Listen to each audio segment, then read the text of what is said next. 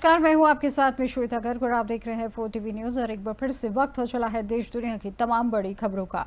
प्रधानमंत्री नरेंद्र मोदी ने गांधीनगर के महात्मा मंदिर में 5,536 करोड़ रुपए की विभिन्न विकास परियोजनाओं का उद्घाटन और शिलान्यास किया। इस दौरान प्रधानमंत्री नरेंद्र मोदी ने कहा कि मैं 2 दिनों से गुजरात में हूं। कल मैं वडोदरा, दाहोद, भुज, अहमदाबाद गया और आज गांधीनगर में जहां जा गया, ऐसा लग रहा है कि देश भक्ति का ज्वार है। मैं गर्जना करता हूं और सिंदूरिया सागर और लहराता तिरंगा जन मन के हृदय में मातृभूमि के प्रति अपार प्रेम, ऐसा नजारा था और ऐसा दृश्य था।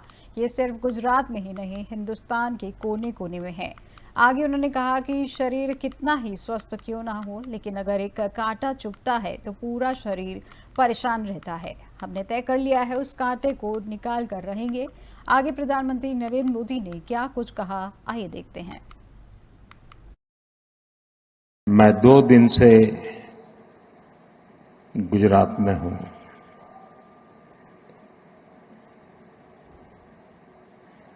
कल मुझे वडोदरा, दाहोद, भुज, अहमदाबाद और आज सुबह सुबह गांधीनगर, मैं जहां जहां गया ऐसा लग रहा है देशभक्ति का ज्वार।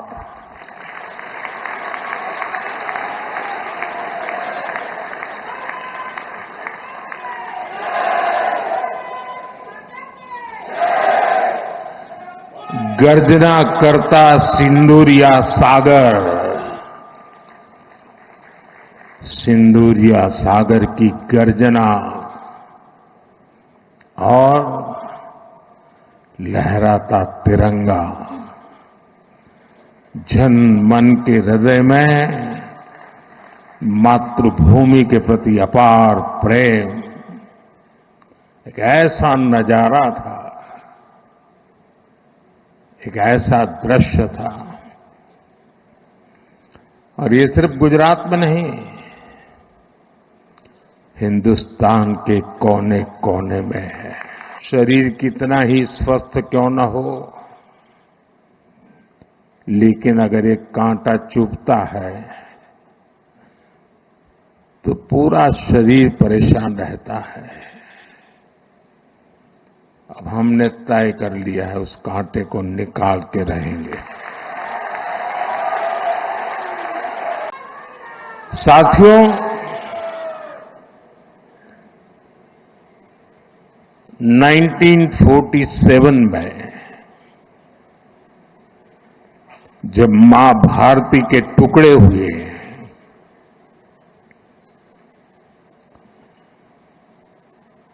कटनी चाहिए थी तो जंजीरें, लेकिन काट दी गई भुजाएं। देश के 3 टुकड़े कर दिए गए।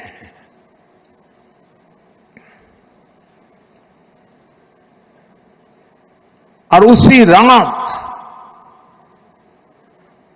पहला आतंकवादी हमला कश्मीर की धरती पर हुआ।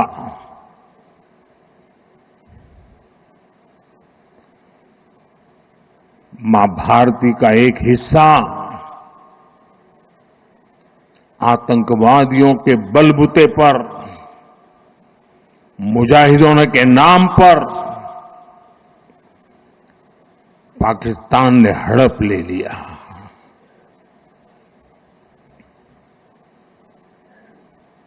अगर उसी दिन इन मुजाहिदों को मौत के घाट उतार दिया गया होता,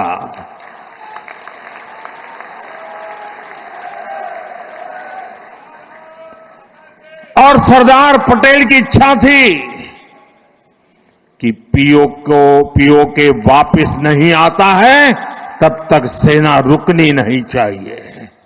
आज तक जिसे हमें प्रॉक्सी वॉर कहते थे,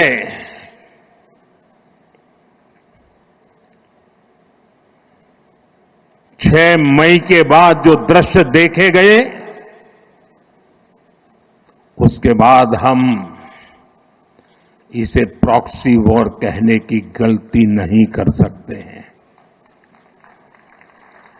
और इसका कारण है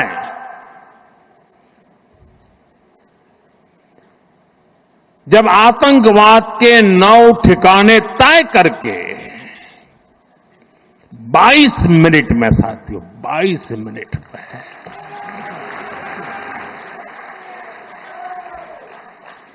उनको ध्वस्त कर दिया।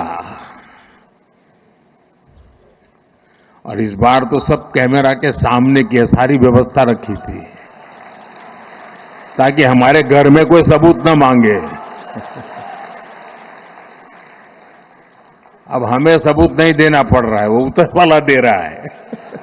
मैं इसलिए कहता हूं अब ये प्रॉक्सी वॉर नहीं कह सकते इसको, क्योंकि जो आतंकवादियों के जनाजे निकले 6 मई के बाद जिनका कत्ल हुआ, उस जनाजे को स्टेट ऑनर दिया गया पाकिस्तान में। उनके कॉफिन पे पाकिस्तान के झंडे लगाए गए, उनकी सेना ने उनको सैल्यूट दी। ये सिद्ध करता है कि आतंकवादी गतिविधि ये प्रॉक्सी वॉर नहीं है, ये आपकी सोची समझी युद्ध की रणनीति है। आप वॉर ही कर रहे हैं तो उसका जवाब भी वैसे ही मिलेगा, लेकिन बदले में खून की नदियां बहती है।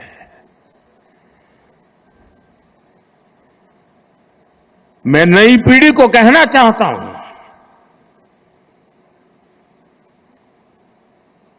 देश को कैसे बर्बाद किया गया है। 1960 में जो इंडस वाटर ट्रीटी हुई है, अगर उसकी बारीकी में जाएंगे तो आप चौंक जाएंगे। यहां तक तय हुआ है उसमें कि जो जम्मू कश्मीर की अन्य नदियों पर डैम बने हैं, उन डैम का सफाई का काम नहीं किया जाएगा, डिसिल्टिंग नहीं किया जाएगा, सफाई के लिए जो नीचे की तरफ गेट है वो नहीं खोले जाएंगे। ऑपरेशन सिंदूर के तहत पाकिस्तान के आतंकी लॉन्च पैड पर बीएसएफ की कार्रवाई पर आरएसएस पुरा सेक्टर के बीएसएफ डीआईजी चित्तरपाल का कहते हैं कि 9 मई को पाकिस्तान ने हमारी कई चौकियों को निशाना बनाया। सबसे पहले उन्होंने फ्लैट ट्रैजेक्टरी हथियार और मोर्टार से हमारी चौकियों का निशाना बनाना शुरू किया और उन्होंने हमारे गांव अब्दुलियान को भी निशाना बनाया है। हमारे बीएसएफ जवानों ने उन्हें मुंह तोड़ जवाब दिया। जब उन्होंने फायरिंग कम की तो उन्होंने ड्रोन गतिविधियां बढ़ा दी। जवाब में बीएसएफ ने पाकिस्तानी आतंकी लॉन्च पैड मस्तपुर को निशाना बनाकर नष्ट कर दिया।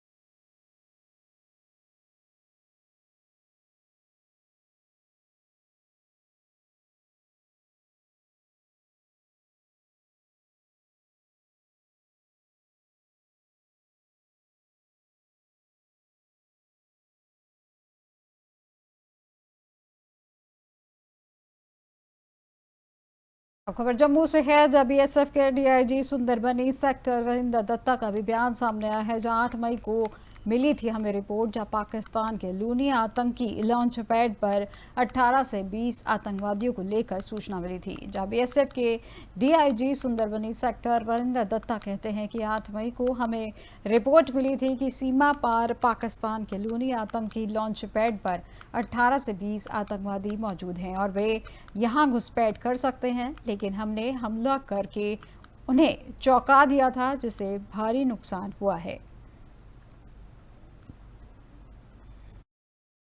सर ने बताया कि 8 तारीख को जो इंसिडेंट हुआ था उसके बाद उन्होंने अपना मूवमेंट हमारी तरफ बढ़ा दिया था। इसी संदर्भ में हमारे पास एक इंफॉर्मेशन आई थी जहां पे कि बताया गया था कि 18 से 20 मिलिटेंट का लूनी में होने का न्यूज है और वो उनका एक्सपेक्टेड ये था कि वो जो है क्रॉस बॉर्डर फायर का फायदा उठाते हुए वो इन्फिल्ट्रेट करेंगे सो दैट बाद में जाके हिंटरलैंड के अंदर ये हमारी आर्म फोर्सेस के या हमारे कैंपसेस को बीएसएफ के डीआईजी एसएस मंड कहते हैं कि 8 मई 2025 को हमारी निगरानी ने सीमा की ओर आ रहे 40 से 50 लोगों की हरकतों का पता लगाया और हमने एहतियातन हमला किया और इसके तुरंत बाद पाकिस्तान ने बीएसएफ की सीमा चौकियों पर गोलीबारी शुरू कर दी, जिसका हमने भी मुंह तोड़ जवाब दिया। वहीं इनपुट से पता चलता है कि हमारे हमले में कई आतंकवादी हैं और उनके समर्थक, रेंजर्स और अधिकारी घायल हुए हैं। आईजी जम्मू शशांक आनंद कहते हैं कि 9 मई को अखनूर के पास के इलाकों में पाकिस्तान ने बिना उकसावे की गोलीबारी की, जहां 9-10 मई को पाकिस्तान ने अखनूर की सीमा पर भारी गोलीबारी की और बीएसएफ ने योजनाबद्ध तरीके से पाकिस्तान के लूनी आतंकी लॉन्च पैड को निशाना बनाया है।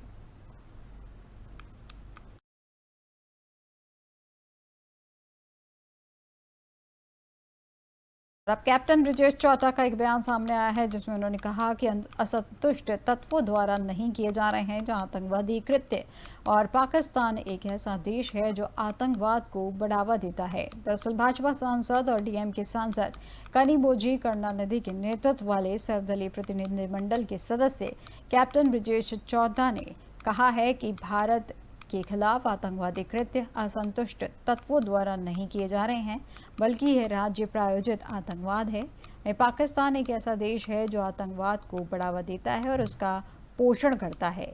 पाकिस्तान की भूमि का उपयोग आतंकवादी गतिविधियों के लिए किया जाता है और हम इसके मुख्य शिकार हैं। हमारे प्रधानमंत्री ने बहुत स्पष्ट रूप से कहा है कि संघर्ष विराम तब किया गया जब पाकिस्तान डीजीएमओ ने हमारे डीजीएमओ को बुलाया और हम एक नई सामान्य स्थिति स्थापित कर रहे हैं कि किसी भी आतंकवादी कृत्य को युद्ध की कार्रवाई माना जाएगा।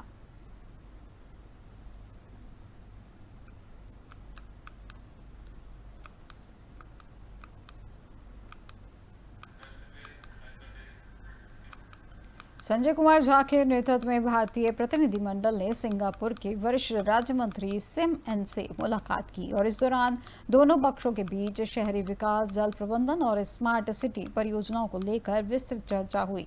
सीएम ने भारत के साथ सहयोग को सिंगापुर के लिए महत्वपूर्ण बताया। वहीं संजय कुमार झा ने द्विपक्षीय साझेदारी को और मजबूत करने की प्रतिबद्धता जताई। वहीं बैठक सौहार्द रही और भविष्य की साझेदारियों पर सकारात्मक संकेत मिले।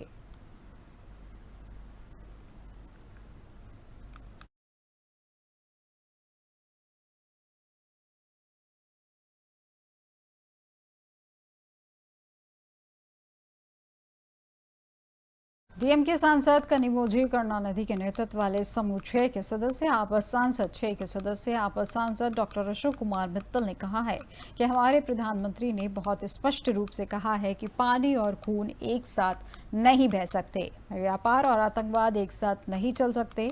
हम शांति चाहते हैं, लेकिन पाकिस्तान को भी उसी तरह जवाब देना चाहिए।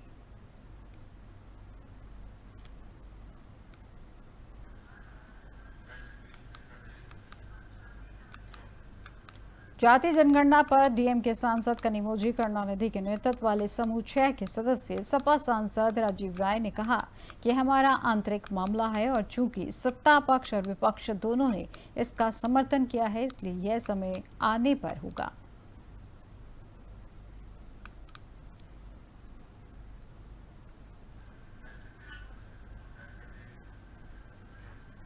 अब खबर दिल्ली से है, जहां पर रक्षा मंत्री राजनाथ सिंह ने उन्नत माध्यम लड़ाकू विमान यानी AMCA कार्यक्रम निष्पादन मॉडल को मंजूरी दे दी है। वहां एरोनॉटिकल डेवलपमेंट और एजेंसी यानी ADA उद्योग साझेदारी के माध्यम से कार्यक्रम को क्रियान्वित करने के लिए तैयार है।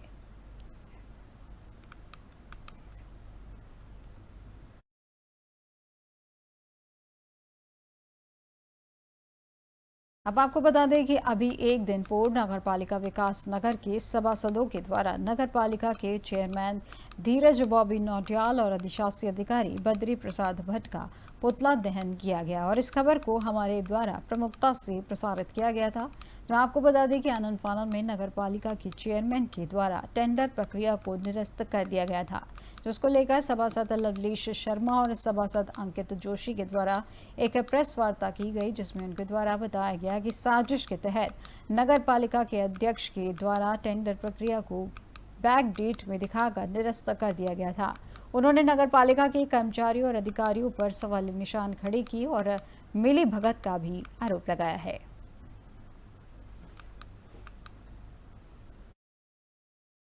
पुतला दहन किया था नगर पालिका के बाहर, जो हमने विरोध किया था, ये जो प्रेस है उसमें की जा रही है, क्योंकि आज हमें जो अखबार के माध्यम से जो सूचना मिली है उसमें अध्यक्ष जी द्वारा ये बोला गया है कि 21 तारीख को उन्होंने पहले टेंडर हुए और फिर 21 को ही रद्द कर दिए गए।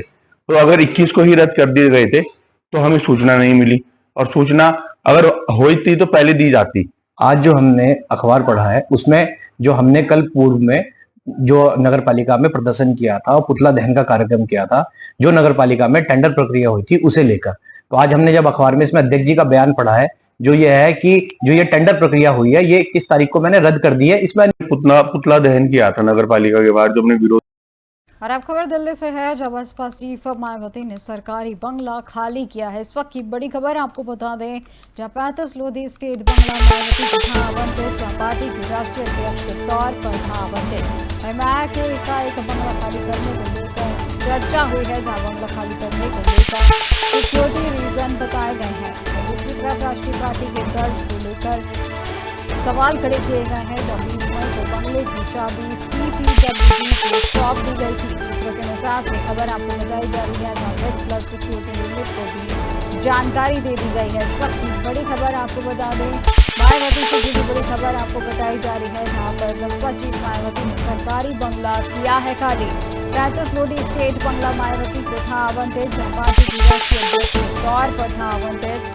माया के एकाएक बंगला खाली करने को लेकर चर्चा हुई है तेज। बंगला खाली करने को लेकर सिक्योरिटी रीजन बताए गए हैं। वहीं दूसरी तरफ राष्ट्रीय पार्टी के दर्जे को लेकर सवाल खड़े हुए हैं। 21 मई को बंगले की चाबी CPWD को सौंप दी गई थी। सूत्रों के अनुसार से खबर आपको दी जा रही है, जब रेड प्लस सिक्योरिटी यूनिट को भी जानकारी दे दी गई थी।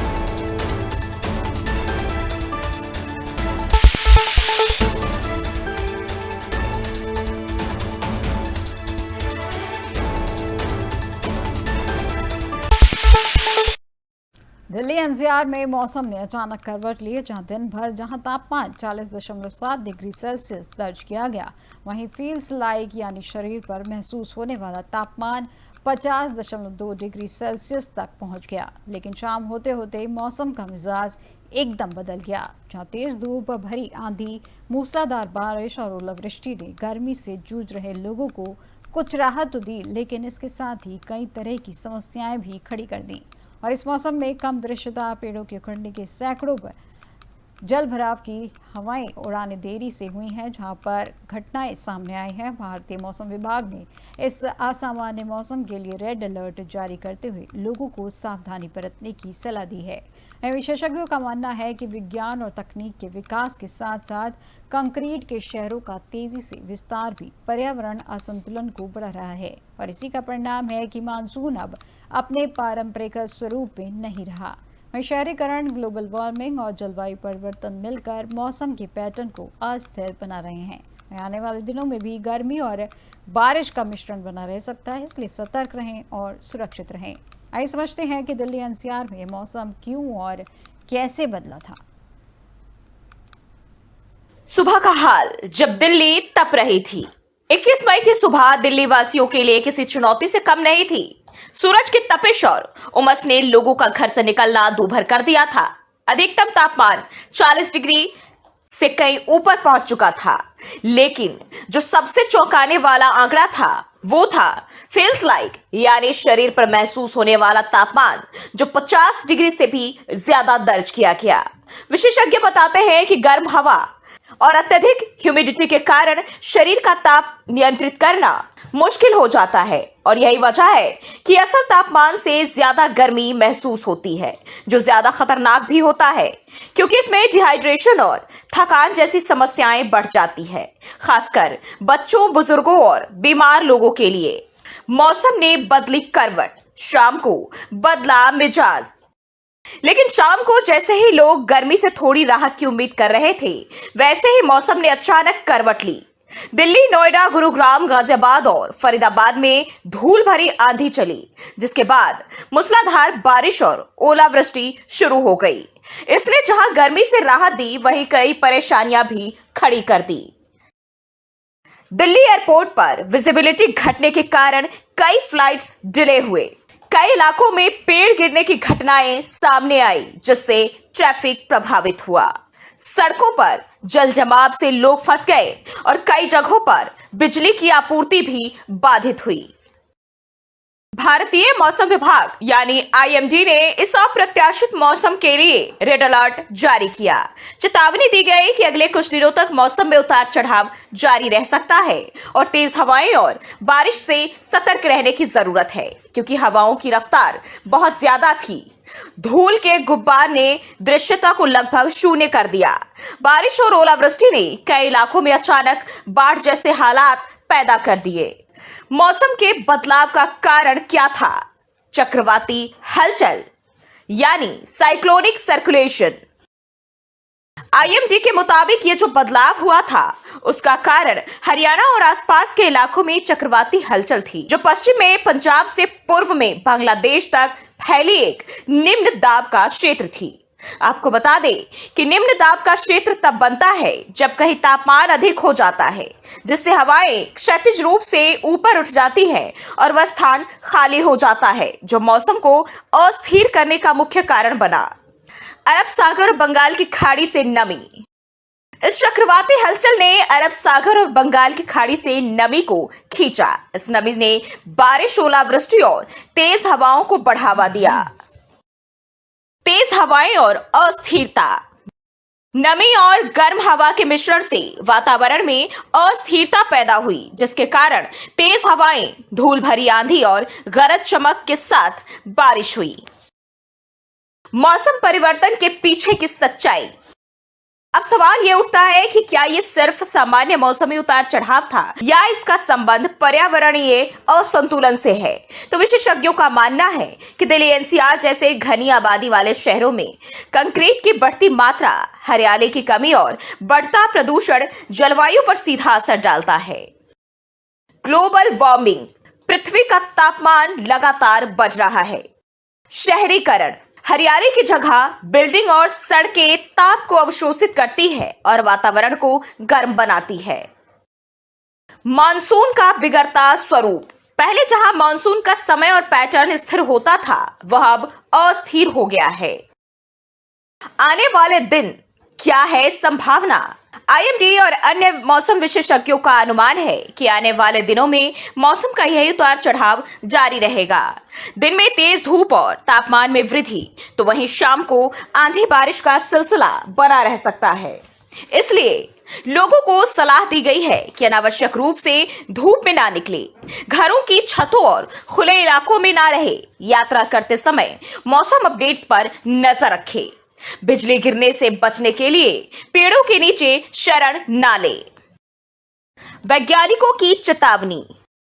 क्लाइमेट साइंस के विशेषज्ञ चेतावनी दे रहे हैं कि अगर शहरीकरण और प्राकृतिक संसाधनों का अंधाधुंध दोहन इस तरह जारी रहा, तो आने वाले सालों में इस तरह के मौसम आम हो जाएंगे, जो जनजीवन को पूरी तरह प्रभावित करेगा। इसलिए यह समय है चेतने का। जलवायु परिवर्तन सिर्फ एक शब्द नहीं, यह एक वास्तविकता है जो दरवाजे पर दस्तक दे रही है। तो 21 मई को दिल्ली एनसीआर में मौसम ने किस तरह अपनी ताकत दिखाई, यह सिर्फ एक दिन की बात नहीं है, यह आने वाले भविष्य की एक झलक है। जरूरत है सोचने की, समझने की और जिम्मेदारी उठाने की। देश दुनिया की तमाम बड़ी खबरों में फिलहाल बस इतना ही, और अधिक जानकारी के लिए देखते रहिए 4TV न्यूज़। नमस्कार।